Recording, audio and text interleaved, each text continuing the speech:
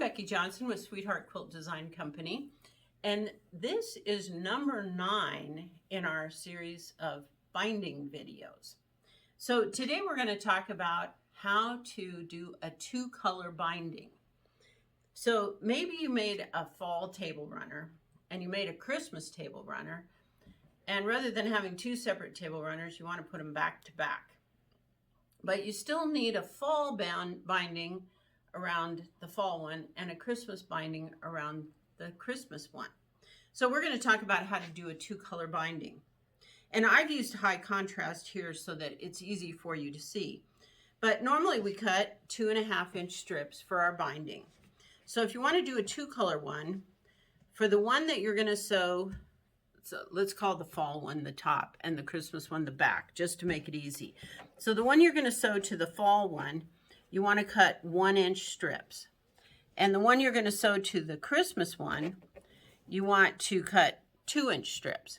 So you have 1 inch plus 2 inches equals 3 inches, minus we took out a 1/2 inch for the 2 1/4-inch seam pieces.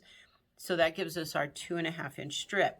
And you probably need multiple strips of binding, so go ahead and put your diagonal seams in your binding before you sew them together.